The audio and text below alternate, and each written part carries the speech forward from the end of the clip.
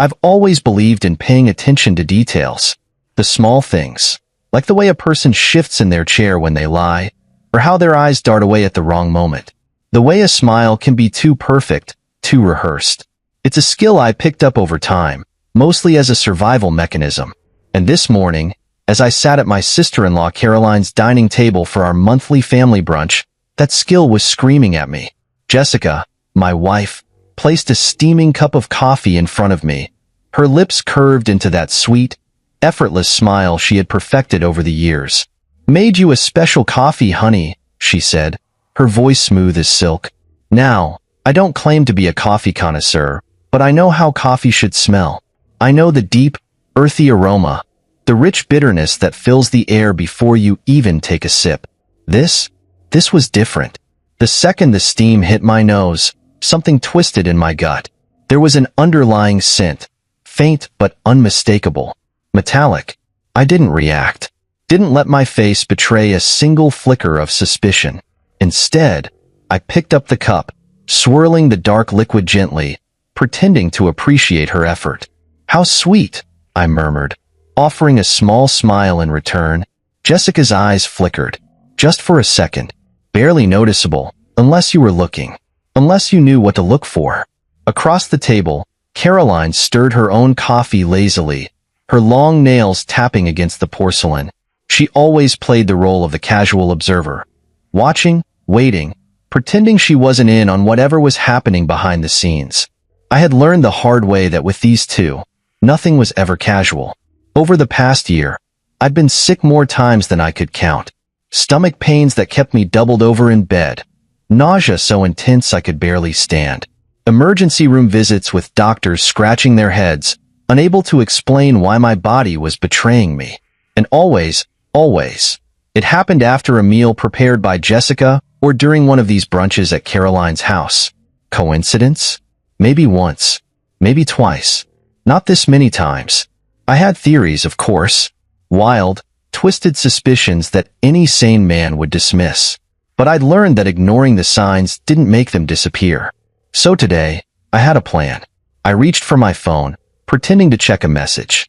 Then, with a perfectly timed stumble, I bumped the table, just enough to make the cups clatter, just enough to create a moment of chaos.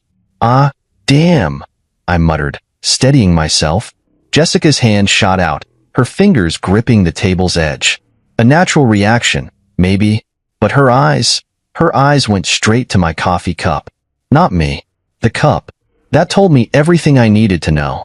As I straightened, I reached out, switching my coffee with Caroline's. It was quick, effortless. The kind of move you learn after years of playing defense in a game you never signed up for. Caroline barely glanced up, too absorbed in whatever she was typing on her phone. "Jessica, though?" She noticed. She recovered quickly, forcing another smile. But I saw the moment of hesitation, the way her throat worked as she swallowed. "Careful, honey," she said, her voice light. "Don't be too clumsy. Wouldn't want you spilling that special coffee I made just for you." I chuckled, lifting the new cup to my lips, pretending to sip. The scent still lingered in the air, twisting my stomach into knots. But now, it wasn't my problem anymore. I placed the cup back on the table, watching, waiting. 30 minutes. That's all it would take. Caroline didn't know it yet, but she was about to become the proof I needed. The proof that my own wife was trying to poison me. 30 minutes. That's all it took. I sat there, calm and patient, watching as Caroline's fingers trembled slightly around the handle of the coffee cup.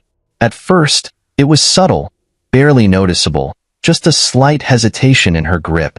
But I saw it. I saw everything. Jessica sat beside me, her body stiff despite the relaxed smile she kept plastered on her face. She was watching too, though she tried to pretend otherwise. Every few seconds, her gaze flicked toward me, then toward Caroline, then back to me again, like she was expecting something to happen. The only problem? It wasn't happening to me. Caroline let out a breath, shifting in her seat. She rubbed her fingers against her temple like she was trying to shake off a headache. "Ugh," she muttered under her breath. "I feel weird." Jessica turned her head sharply, her smile faltering for just a second. "Weird how?" Caroline frowned, blinking a few times. Her normally sharp eyes looked unfocused, like she was struggling to keep up with the conversation. Just off. My hands feel tingly, she murmured, flexing her fingers. And my stomach. Jessica's fingers curled around the edge of the table. Her knuckles were turning white. Maybe it's just the heat, she said quickly, forcing a chuckle. Or maybe you didn't eat enough this morning. I leaned back, resting my arm casually along the chair, pretending to be oblivious. Inside, my pulse was pounding. I knew that reaction. I'd lived it too many times. The nausea that starts as a pit in your stomach, spreading like an invisible sickness. The dizziness that makes the world tilt slightly, just enough to disorient you. The tingling in the fingers, the sudden weakness in the limbs. I'd felt all of it before. And now, Caroline was feeling it. I glanced down at the coffee cup in front of me, the one that should have been mine. It was still untouched, the steam curling lazily into the air. That strange metallic scent still lingered, taunting me. Jessica's hand reached toward her own cup, but she didn't drink from it. She was watching, waiting. I saw the moment realization hit her. Her breath hitched, her back straightened, and for just a second, just a fraction of a second, her eyes widened in horror before she masked it. Oh, she knew. She knew. This wasn't an accident. This wasn't just paranoia on my part. She had planned this. She had expected me to drink that coffee. And now, as she watched Caroline's body betray her, the weight of her mistake was sinking in. The coffee was poisoned, and she had poisoned it. My own wife. I turned to Caroline, studying her carefully. Her breathing had quickened slightly, and her fingers were now gripping the table as if to steady herself. Her usually sharp tongue had been replaced by sluggish confusion. What exactly did you put in that coffee, Jess? I asked, keeping my voice light, casual. Jessica flinched. What? Caroline doesn't look too good. I gestured to her sister, who was now pressing a hand against her stomach. And it's strange, because that's exactly how I've felt. Oh, let's say the last 5 times I've had a meal at your sister's house. Jessica laughed, but it was forced, too high-pitched. Nathan, that's ridiculous. Is it? I tilted my head. Because I've been hospitalized, 3 times in the last 6 months? All with symptoms no one could explain. And now, I don't drink the coffee, but Caroline does, and suddenly, she's sick? That's quite the coincidence, don't you think? Jessica's throat bobbed as she swallowed. You're being paranoid. Caroline let out a soft groan, rubbing her forehead. Jessica. Her voice was quieter now, almost breathless. What was in that coffee? Jessica's mask cracked. It was brief, barely a flicker, but I saw it. A glimpse of something raw, something panicked. Caroline, don't be ridiculous. It's just coffee, she snapped, a little too defensively. Caroline blinked up at her, her face pale. No, I said, standing up slowly. It's not just coffee. And you know that, don't you, Jessica? Her eyes darted toward me, then toward Caroline, then back again. Trapped. I pulled my phone from my pocket, unlocking it with a quick swipe of my finger. The recording app had been running since the moment she set that cup in front of me. See, here's what's going to happen, I said evenly, my voice carrying across the table. I'm going to call an ambulance. Caroline is going to get the medical attention she needs. And then, I'm going to make sure they run a full toxicology screen. Jessica's hands clenched into fists. You're blowing this out of proportion, she hissed. Am I? I raised a brow. Then why do you look like you just saw a ghost? She didn't answer. Caroline exhaled shakily. Jessica. Her voice trembled, her fingers pressing against her chest. Tell me the truth. Did you put something in that coffee? Jessica's lips parted, but no words came out. She didn't need to say it. Her silence was the answer. I pressed the call button. 911. What's your emergency? Yes, I said, my voice steady. I need an ambulance at 1207 Willow Creek Drive. My sister-in-law appears to be having a severe reaction to something in her coffee. Jessica's breath hitched. She had lost control of the situation. And now? Now, it was my turn to see how far this would go. The moment I hung up with 911, The air in the dining room grew suffocatingly thick. Jessica's face had lost all its color. Her fingers clenched into trembling fists at her sides. Caroline groaned, her forehead damp with sweat, gripping the edge of the table like she was trying to anchor herself to reality. I watched Jessica carefully. She was too quiet, not rushing to Caroline's side, not trying to comfort her, not showing the panic of a loving sister watching her sibling suffer. No, she was calculating. Her mind was working overtime, trying to figure out how to talk her way out of this. I wasn't going to give her the chance. You were never expecting me to make this call, were you? I said, my voice calm but firm. You thought I'd be the one slumped over this table, too dizzy to think, too weak to fight back. Jessica flinched, her lips pressing into a tight line. You're being ridiculous, she muttered, but her voice lacked conviction. This is just, Caroline probably just has a low tolerance for caffeine. I let out a humorless laugh. Right, because caffeine poisoning looks exactly like the symptoms I had last month. And the month before that. And the month before that. Jessica's nostrils flared. Nathan, stop it. I took a slow step toward her, lowering my voice. No, you stop it. No more gaslighting. No more brushing things off. I know what's been happening to me. And now, so does she. I gestured toward Caroline, who was now visibly shaking. And guess what, Jessica? You made a mistake today. You tried to poison me again. And now, the wrong person drank it. So tell me, what was in that coffee? Jessica's eyes darted toward the front door, as if she was considering bolting. That's when Caroline, her breath coming in sharp gasps, spoke. Jess, what did you do? Jessica whipped her head toward her sister, her panic morphing into something sharper, something almost desperate. Nothing. I didn't do anything, she snapped. Then why do you look so scared? I asked, tilting my head. You should be worried about Caroline right now, right? But you're not. You're worried about something else. Jessica turned to me, her eyes dark and frantic. Nathan, just think for a second. Why would I ever try to hurt you? I took another step forward. That's the question, isn't it? Caroline let out a shaky breath, her fingers curling weakly against the table. Oh my God, she whispered, realization dawning on her face. The board meeting. Jessica froze. And there it was, the crack in her armor. I felt something cold settle in my chest. I had suspected, but now, I knew. Caroline's voice was weak, but her words cut through the tension like a blade. That's why, isn't it? That's why you've been doing this to Nathan. She lifted her head, eyes glassy but filled with betrayal. You wanted him out of the way. Jessica clenched her jaw. You don't know what you're talking about. Caroline let out a bitter, rasping chuckle. Oh, I think I do. She turned to me, eyes flickering with something I hadn't expected, guilt. Nathan, I should have seen it. I should have known. I frowned. Known what? She swallowed hard. Jessica's been after your position at work for months. I exhaled slowly, my fingers curling into fists. Of course, the Henderson account, the biggest client of the year, the contract that had the potential to change everything. And I was leading the pitch. Jessica worked at the same firm, but she'd been struggling to land major accounts. She was good at what she did, but she didn't have the reputation I had built over the years. And Henderson? They had requested me personally. She must have seen it as a threat. She must have thought I was in her way.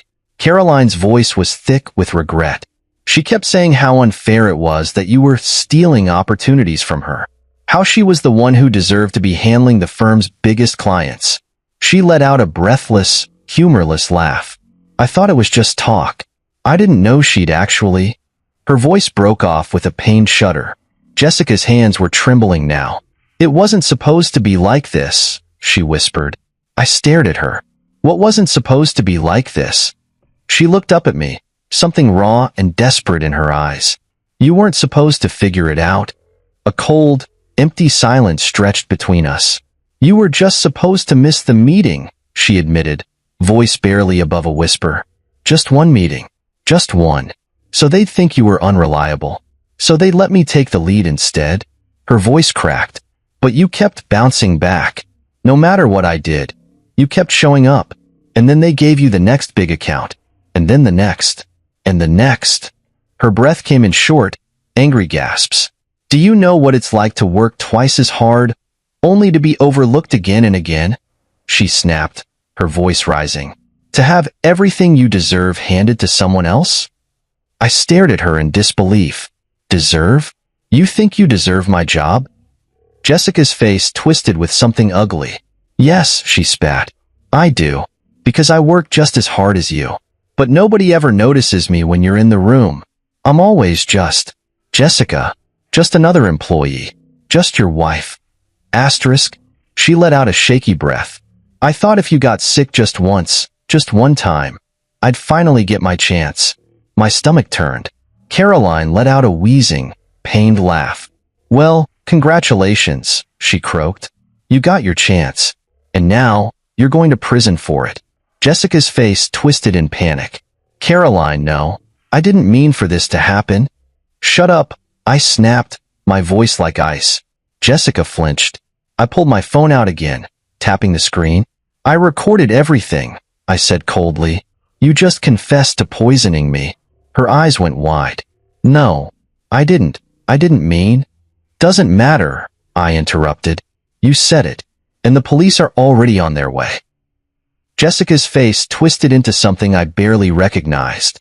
A mixture of rage, panic, and sheer disbelief. You, she started, but the distant sound of sirens cut her off. Her head snapped toward the window, her hands shaking violently now. Caroline exhaled shakily. You're done, Jess, she whispered. It's over. And for the first time since this nightmare started, Jessica realized she had lost. The sirens grew louder, and Jessica's breath quickened. She looked like a cornered animal, eyes darting toward the front door, the windows, the hallway, anywhere that could offer an escape. But there was nowhere to run. I didn't take my eyes off her as I stood by Caroline's side, gripping my phone like it was my lifeline. Because right now, it was. A moment later, the paramedics burst through the front door, their voices brisk and professional as they moved toward Caroline. What are her symptoms? One of them asked, already kneeling beside her. She's dizzy, weak, nauseous. I listed, stepping back to give them space. Her hands have been shaking. She's having trouble keeping her balance. Caroline groaned as one of the medics checked her pulse, then flashed a light into her eyes. Her pupils are dilated, he murmured to his colleague. Possible toxic reaction. Jessica stood frozen in place, watching with wide eyes. Ma'am, the paramedic turned to her. Do you know what she's ingested? Jessica's mouth opened and closed. No words came out. I do, I said calmly. She drank my coffee, the one my wife made specifically for me. The paramedic glanced at Jessica, his face unreadable. Do you know what was in it? Jessica's lips trembled. I just made regular coffee, she whispered. I pulled out my phone and pressed play on the recording. Jessica's confession echoed through the room. You were just supposed to miss the meeting. Just one. So they'd think you were unreliable. The paramedic's head snapped up. His expression shifted immediately. What had been neutral concern turned to something much more serious. We need to get her to the hospital now. Two medics lifted Caroline onto a stretcher as she whimpered in pain. I'll ride with her, I said quickly. Jessica took a step toward me, her face pale. Nathan. I turned on my heel and walked away, leaving her standing there as the police car pulled into the driveway. The ride to the hospital was tense. Caroline's breathing was shallow, and every few minutes, she shivered violently despite the blanket wrapped around her. I sat beside her, watching helplessly as the medics administered oxygen, monitoring her vitals. Nathan, her voice was faint. You knew, didn't you? I swallowed. I had my suspicions. She let out a weak, bitter laugh. Guess we both learned the hard way. I didn't respond. There was nothing to say. The moment we arrived at the hospital, nurses rushed her into a treatment room while a doctor peppered me with questions. What she ate, what she drank, when the symptoms started. I told them everything. Then I handed over my phone. I recorded her admitting to it. I told the attending physician. Check Caroline's toxicology report. I'd bet my life this isn't the first time my wife has done this. The doctor's expression darkened. "We'll run every test necessary." 2 hours passed. I sat in the waiting room, my hands clasped together, my thoughts spiraling. I replayed everything in my head. The months of illness, the lies, the dismissals, the careful way Jessica had orchestrated it all. The pieces fit too well. She had planned this. Every single step of it. She hadn't just wanted me to miss one meeting. That had been the start. But when that failed, she had escalated. Each time, the symptoms grew worse. She had been slowly pushing, testing, seeing how far she could go without getting caught. And now, finally, she had gone too far. A door swung open, pulling me from my thoughts. Dr. Phillips, a tall woman with sharp eyes and silver-streaked hair, walked toward me. "She's stable," she said without preamble. "We were able to flush most of the toxins from her system. She's weak, but she'll recover." I exhaled a breath I hadn't realized I was holding. "And?" Dr. Phillips studied me for a moment. "You were right to be concerned. The toxicology report confirmed the presence of a non-lethal but highly potent compound, one that shouldn't be in any food or drink. We're running further analysis, but the initial results are alarming." My jaw clenched. "How alarming?" She hesitated, then handed me a tablet. The screen showed a list of chemical compounds, medical terms I barely understood, except for one word. "Rodenticide?" I said, my voice barely above a whisper. Dr. Phillips nodded grimly. "A slow-acting poison often used in pest control. In small doses over time, it causes fatigue, nausea, muscle weakness, but in concentrated amounts?" She met my gaze. "It could be fatal." My stomach churned. She hadn't just been trying to sabotage me. She had been trying to kill me. "Would you be willing to speak with law enforcement?" the doctor asked. I let out a slow breath. I already have evidence, and I'm not stopping until she pays for what she's done. Dr. Phillips nodded, as if she had expected nothing less. Just then, a voice broke through the hospital's quiet hum. "Nathan." I turned, and there she was. Jessica, standing at the entrance of the waiting room, her hair slightly disheveled, her breathing uneven. 2 uniformed police officers flanked her, their hands resting on their holsters. "Don't say a word," one of them instructed. Jessica's eyes locked onto mine, filled with something I couldn't quite decipher. Fear? Desperation? Remorse? "I didn't mean to," she whispered. My blood ran cold. The officer nearest to her stepped forward. "Nathan Bennett, we'll need a formal statement from you." I stood up, leveling my gaze at my wife. The woman I had once trusted. The woman who had loved me, or at least pretended to. "Don't worry," I said, voice steady. "I'm ready to talk." Jessica's lips parted, as if she wanted to plead, beg, but she knew. She had already lost. The officer turned to her. "Jessica Bennett, you're under arrest for attempted poisoning, reckless endangerment, and conspiracy to commit harm." The words echoed through the hallway. Jessica inhaled sharply. "Nathan." I held up a hand. "Don't. Just don't." Her face crumbled. I turned away from her as the officers led her down the hall, their footsteps heavy against the tile floor. Dr. Phillips placed a hand on my shoulder.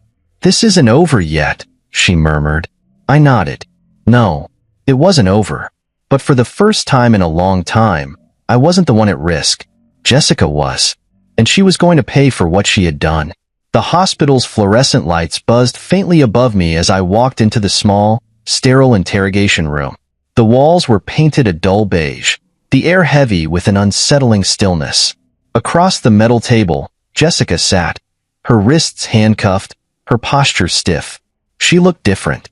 Not just physically, though the stress of the last few hours had certainly taken its toll. Her hair was messier than I'd ever seen it, her eyes rimmed with exhaustion. But it was something deeper. For the first time in our marriage, she looked small. Jessica had always been calculated, always controlled. She was the kind of woman who never let a single strand of hair fall out of place, who could walk into a room and command attention with a single glance. But now, she was sitting in a police interrogation room, waiting to hear just how much of her life was about to collapse. I sat down across from her, folding my hands on the table. She didn't meet my gaze. "Why, Jessica?" I asked, my voice low but firm. Her shoulders tensed. "Don't act like you don't know," she muttered, still refusing to look at me. "I want to hear it from you." Jessica let out a breath, sharp, shaky. "I already told you. It wasn't supposed to be like this." I scoffed. "Oh, right. You only meant to make me sick, not kill me. That makes it so much better." She flinched at the sarcasm in my voice, but I didn't care. "I need to understand," I continued, my tone even. "I need to know how the woman I married, the woman I loved, could do something like this." Finally, she lifted her eyes. And for a brief moment, I saw it. The flicker of something beneath the cold calculation. Regret? Shame? Or just the horror of getting caught? Jessica inhaled slowly. "Do you know what it's like, Nathan?" she asked softly. "What?" "To be invisible," she whispered. I frowned. "Jessica, what the hell are you talking about?" She let out a bitter laugh. "You don't get it. You never had to get it. Everything has always been so easy for you." Her gaze sharpened, her fingers curling into fists. "You walk into a room, and people listen to you. They respect you. They want to work with you. Meanwhile, I've spent years busting my ass at that company, and no one ever saw me." I exhaled through my nose, keeping my emotions in check. "So you decided to poison me? That was your solution?" Jessica clenched her jaw. "It wasn't supposed to go this far." "You keep saying that." I leaned forward. "But it did." Her throat bobbed as she swallowed hard. "I just wanted a chance. A real chance. But every time I thought I had an opportunity, you were there. Taking every promotion, every major client, every account I worked twice as hard for." Her voice wavered. "So yeah, at first, I just wanted you to slow down. Just enough for people to finally see me." I shook my head in disbelief. "You don't sabotage people you love, Jessica." She blinked rapidly, as if my words had struck her, but she didn't deny it. "You know what the worst part is?" I asked, my voice growing rough. "I trusted you. Even when I started getting sick, I never wanted to believe that it could be you." Jessica's face twisted, her jaw tightening. "And yet, you did." I narrowed my eyes. "Because the truth was impossible to ignore. You made sure of that." Silence stretched between us, thick with all the things left unsaid. Then, quietly, Jessica spoke again. "And Caroline?" I tilted my head. "What about her?" She let out a slow breath. "Is she going to be okay?" For the first time since this started, Jessica looked genuinely afraid. Not for herself, but for Caroline. "She's stable," I said carefully. "But she could have died, Jessica." Her lips parted slightly, her hands trembling against the table. "She wasn't supposed to drink it," she murmured, almost to herself. "It was never meant for her." I leaned forward, and I was never supposed to figure it out. But here we are. Jessica's gaze met mine, and for the first time, I saw real remorse in her expression. But it wasn't enough. Not even close. "Do you regret it?" I asked. She exhaled sharply. "Getting caught?" "Yes." I let out a cold laugh, shaking my head. "Of course. Because if I had just gone along with it, if I had kept drinking whatever you put in front of me, I'd still be sick. You'd still be winning. Right?" Jessica didn't answer. That's what I thought. Another long silence passed. Then Jessica took a deep breath, squaring her shoulders. "I should talk to my lawyer," she muttered. I stared at her for a moment, then nodded slowly. "Yeah, you should." I stood up, pushing the chair back. Jessica's eyes flickered with something. Maybe she had expected me to say more. Maybe she had hoped for some kind of absolution. But I wasn't offering it. Not after everything. "I'm done, Jessica." My voice was firm, unwavering. "You made your choices. Now you have to live with them." She didn't argue, didn't beg. She just watched as I turned and walked out the door. The second I stepped into the hallway, the weight on my chest lifted. Jessica had spent months trying to tear me down, trying to make me weak, but she hadn't won. I was still standing. And now? Now, I was ready to watch her fall. The moment I walked out of that interrogation room, I knew there was no going back. Jessica's betrayal was no longer a suspicion or a nightmare that haunted me in the quiet hours of the night. It was real. And now, she was going to pay for it. Detective Morrison, the lead investigator, met me just outside the room. He was a tall, broad-shouldered man with tired eyes, the kind of cop who had seen far too much of the worst parts of humanity. "Well," he said, exhaling as he flipped through a small notepad. "That was interesting." I crossed my arms. "You heard everything?" He nodded. "Every damn word." Jessica's confession, what she said, what she didn't say, was enough to confirm what I already knew. This wasn't just some misunderstanding or a desperate woman making a mistake. It was intentional. Morrison shut his notepad and gave me a long, assessing look. "We're moving forward with formal charges. But we need more than just her words to ensure this sticks in court." I squared my shoulders. "What do you need?" He motioned for me to follow him down the hall. "We've already gotten a warrant for a search of your home," Morrison explained as we walked. "If she's been poisoning you for months, she had to keep whatever she was using somewhere. The toxicology report from your sister-in-law already confirmed foreign substances in her system, ones that don't just end up in coffee." I clenched my jaw. "So, if we find the source, then we have a rock-solid case," Morrison confirmed. We reached the main hospital entrance, where two uniformed officers stood beside their patrol car, waiting. My heart pounded against my ribs as the reality of the moment settled in. Jessica's life, the one she had so carefully built, so desperately protected, was about to come crumbling down. And for the first time, I didn't care. When we arrived at the house, it was surreal walking into what had once been my home. The officers moved through the rooms with practiced efficiency, opening cabinets, drawers, even checking behind the fridge. I stood in the doorway of our bedroom, watching as one of the officers went through Jessica's nightstand. "You lived with her every day," Morrison said beside me. "Did she ever seem nervous? Like she was hiding something?" I let out a slow breath. "She was careful. Very careful. She never left anything obvious out in the open. But I knew Jessica, and I knew she wasn't invincible." We moved to the kitchen next. One officer was already digging through the spice cabinet, another checking the pantry. The detective in charge of collecting evidence turned to Morrison. "We've got something." I followed them to the lower cabinet near the sink. The officer pulled out a small black box, setting it carefully on the counter. It looked unremarkable at first, just an ordinary storage container. But when they opened it, the air in the room shifted. Inside were bottles. Small, carefully labeled vials of substances I didn't recognize. Some with their original pharmaceutical labels, others without. Morrison picked one up, his expression darkening. "This," he said, handing it to the evidence tech, "isn't something you buy at a grocery store." I stared at the collection, my stomach churning. All this time, Jessica had been keeping stock of whatever she had been using on me, like I was some experiment. One of the officers handed me a piece of folded paper. "You might want to see this." I unfolded it, my hands tightening around the edges. It was a list. Dates, dosages, effects. She had documented everything. Every single time I had fallen ill. Every headache. Every emergency room visit. Every unexplained sickness.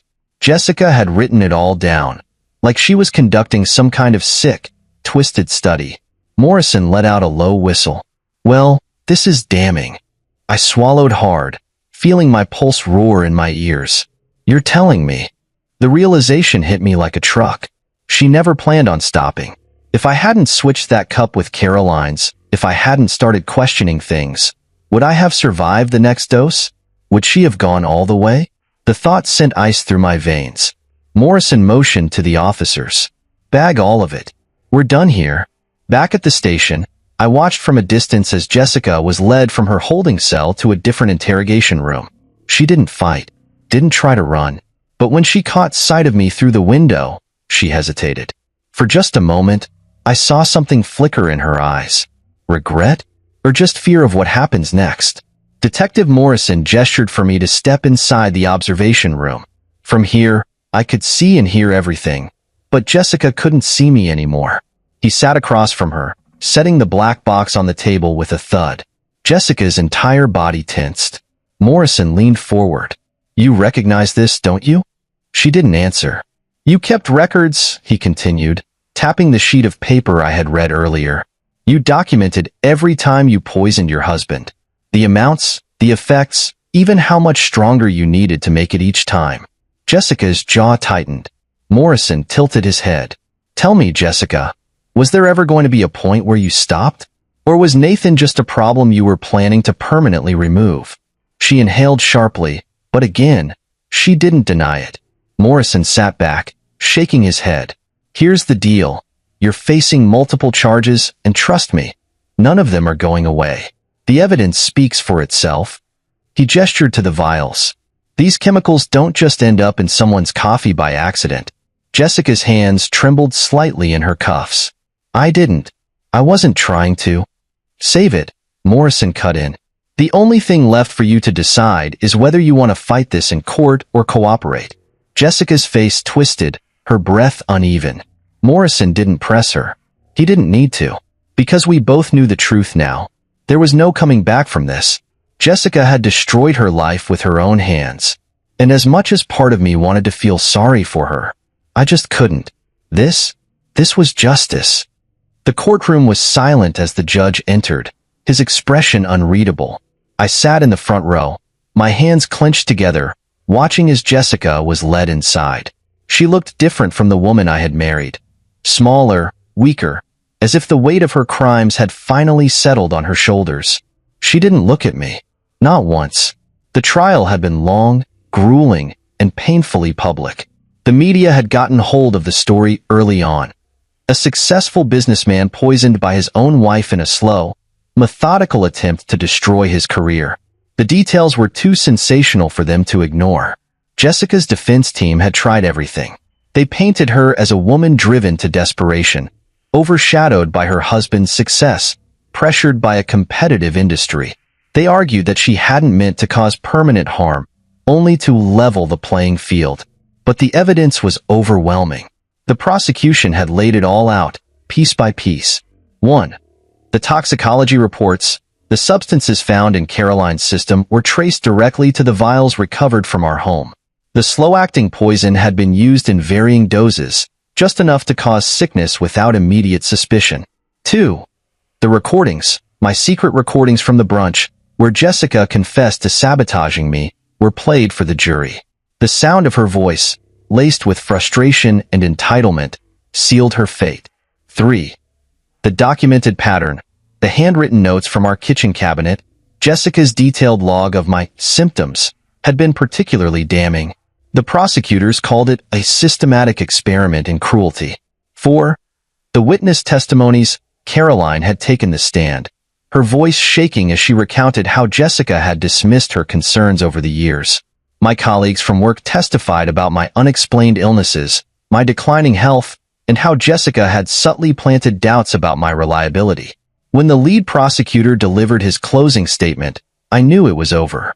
This was not an accident, he said firmly, pacing the courtroom floor. This was premeditation. Jessica Bennett did not act out of desperation.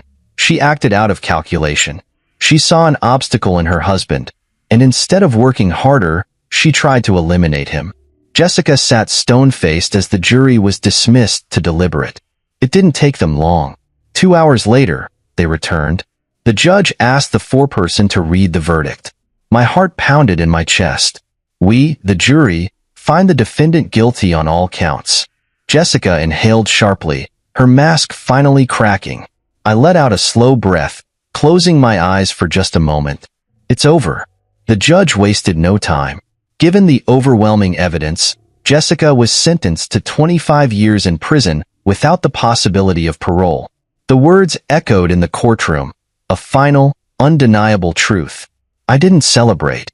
I didn't cheer. Because in the end, no one won. Jessica had lost her freedom, her career, and everything she had once valued. And me? I had lost a woman I had once loved. After the sentencing, I stepped outside the courthouse, the crisp air biting against my skin. Reporters were already swarming, their cameras flashing as they shouted questions. How do you feel now that justice has been served? What would you say to Jessica if you had the chance? I ignored them, because the truth was, I didn't feel anything. Not relief, not anger, not even satisfaction. Just exhaustion. A soft voice pulled me from my thoughts. Nathan. I turned.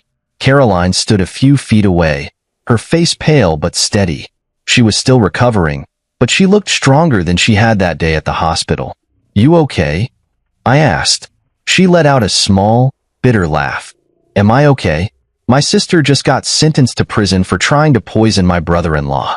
So no, not really. I sighed. Yeah, same here. For a long moment, neither of us spoke. Then Caroline shook her head. I don't understand her, she murmured. She had everything. A good career. A husband who loved her. A life she built from nothing. And she threw it away. I didn't respond right away, because I didn't understand it either. I think, I said finally, Jessica convinced herself that nothing she had was ever enough. Caroline exhaled, rubbing her arms against the cold. You think she regrets it? I thought back to the courtroom, to the way Jessica had stared blankly at the table as the judge read her sentence. I don't know, I admitted, but it doesn't really matter anymore. Caroline nodded. Because in the end, Jessica's regrets wouldn't change anything. She had made her choices, and now, she had to live with them. Months passed. Life slowly moved forward. Jessica's trial had been a spectacle, but soon, people found new stories to obsess over. The headlines faded. The whispers at work quieted. And I healed. It wasn't instant. It wasn't easy. But day by day, I rebuilt. The Henderson account, the very contract Jessica had tried to sabotage, ended up solidifying my career. After hearing about the trial, the firm doubled down on their trust in me, offering more opportunities, more clients, more success than I had ever imagined. Jessica had tried to destroy me, and in the end, all she had done was make me stronger. 1 year later, I stood at the podium of a corporate event, staring out at the sea of faces in front of me. I had been invited as a keynote speaker, a recognition of my resilience, my work ethic, my success. As I stepped up to the microphone, I let the moment settle. Then, I spoke. Success isn't just about talent or hard work, I began. It's about integrity. It's about the relationships we build, the trust we earn. I paused, my mind flickering back to everything I had been through. Sometimes, I continued, the biggest obstacles in our lives come from the people closest to us. And when that happens, we have two choices. We can let it break us, or we can let it fuel us. A quiet murmur ran through the crowd. I smiled faintly. I chose to rise, I finished. And I'm standing here today because of it. The room erupted in applause. And as I stepped away from the podium, shaking hands with my colleagues, I realized something. I had survived. Jessica had tried to take everything from me. But in the end, I was the one who won. 1 year. It had been exactly 1 year since the trial ended. 1 year since Jessica had been sentenced to 25 years in prison. 1 year since I had walked out of that courthouse, carrying the weight of betrayal, relief, and exhaustion all at once. And yet, despite everything, I was still here. Stronger. Thriving. I took a slow sip of my coffee, the first cup I had truly enjoyed in a long time, before setting it down on the polished mahogany desk in front of me. My office was quiet, save for the distant hum of traffic outside the high-rise window. The skyline stretched before me, a reminder of how much had changed in just 12 months. A year ago, I had sat in this very chair, my mind clouded with doubt, betrayal eating away at me like a slow poison. My career had been in shambles, my personal life even worse. I had spent months questioning everything, how I could have been so blind, how I had let someone I loved so deeply turn against me. But that was then. And now? Now, I was at the top of my game. After the trial, the Henderson account, the very project Jessica had tried to sabotage, became one of the most successful campaigns our firm had ever handled. Clients took notice. My reputation grew. And as Jessica faded into irrelevance, I rose higher than ever before. Nathan? I glanced up from my desk as my assistant, Lauren, stepped into the office. You have a call on line 2. It's from Nashville State Correctional. I went still. I didn't need to ask who it was. Jessica. I hadn't spoken to her since the trial, hadn't written, hadn't visited, hadn't acknowledged her existence. And yet, here she was, reaching out from the prison cell she had so carefully crafted for herself. Lauren hesitated. Want me to tell them you're unavailable? I stared at the blinking light on my phone, debating. Then I nodded. Yeah, do that. She gave me a knowing look before disappearing down the hall. I leaned back in my chair, exhaling slowly. Jessica had already stolen enough from me. My time, my trust, my peace of mind. I wasn't about to give her another second. That evening, I met Caroline for dinner. It had become a tradition of sorts, checking in with each other, making sure we were both healing in our own ways. She had struggled after the trial, too. Losing her sister had left a void in her life, even after everything Jessica had done. Guess who called me today? I said as I poured her a glass of wine. She didn't even hesitate. Jessica? I raised an eyebrow. How'd you know? Caroline let out a tired laugh. She called me last week. I frowned. And? She shrugged. Begged for forgiveness. Said she regretted everything. Asked if I could help her get an appeal. I scoffed. An appeal? After everything? Caroline swirled the wine in her glass. Yep. She swears she wasn't in her right mind. That she never meant to hurt you. I studied her carefully. Do you believe her? She hesitated, then sighed. I think she regrets it, but not because she's sorry. I think she regrets getting caught. I nodded. That was exactly what I thought, too. Caroline tilted her head. Are you going to visit her? I let out a short laugh. Not a chance. She didn't argue. Instead, she raised her glass. To moving forward? I lifted mine in return. To moving forward. Months passed. The media stopped talking about Jessica. People stopped whispering about the trial. And I stopped thinking about her. For the first time in years, I could wake up without feeling like I had to look over my shoulder. I could go to work, meet with clients, live my life without fear. One afternoon, as I prepared for yet another high-profile pitch, my phone buzzed with an email notification. I almost ignored it until I saw the subject line. Henderson account, contract renewal. I opened it immediately, scanning the message. They were extending their contract for another 3 years. I sat back in my chair, a slow smile spreading across my face. Jessica had tried to take everything from me. And yet, despite all her efforts, I was still winning. That weekend, I took a trip out to the lake.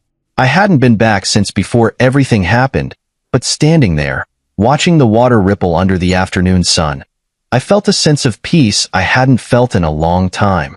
I pulled out my phone and scrolled through my saved messages. Then, with a deep breath, I deleted every single one of Jessica's texts. The ones where she had played the doting wife. The ones where she had pretended to care. The ones where she had sent passive-aggressive remarks about my career, my success, my future. One by one, I erased them. And with each deleted message, I felt lighter, freer. Jessica's name no longer held weight over me. Her choices, her betrayal, her downfall. It was hers to carry now, not mine. And as I walked back to my car, taking one last look at the lake, I smiled. Not because I had won, not because she had lost, but because, after everything, I had finally found what she never could. Peace.